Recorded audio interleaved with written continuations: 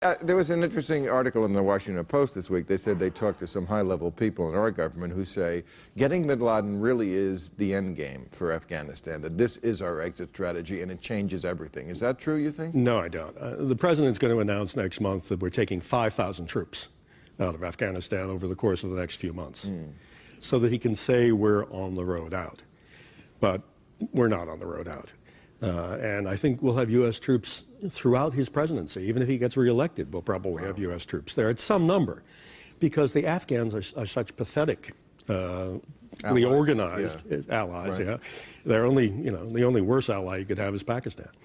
And right, because I mean, bin Laden must have had support from. I mean, what do you think the level of support he had? Where was that coming from? How high up? I think there was a group of retired intelligence people, retired military intelligence people, who were supporting him and getting him the money, getting him the protective cover. He thought he was safe. I mean, if you look at the defenses of that villa, there weren't any. Why? Because he thought he'd get a phone call. Right. And he had money sewn into his jacket and phone numbers to call and sewn into his jacket.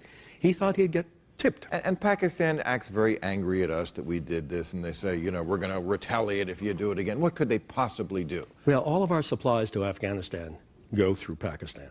So they kind of have us by the short hairs. I see. And every once in a while they pull on them.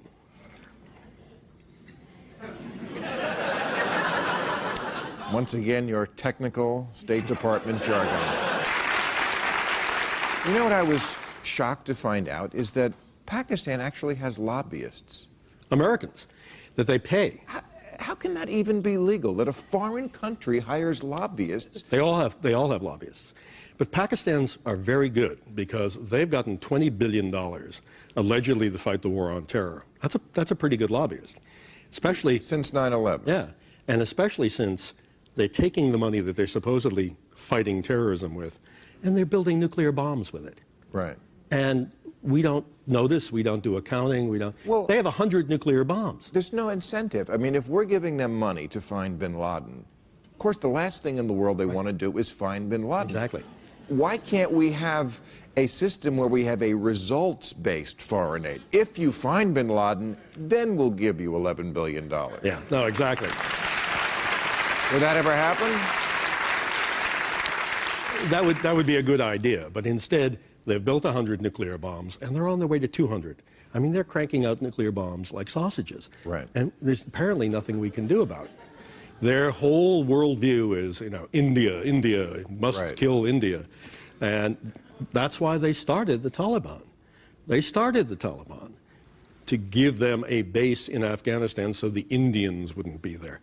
They're paranoid, and they're such pathological liars, they don't even know when they're lying anymore.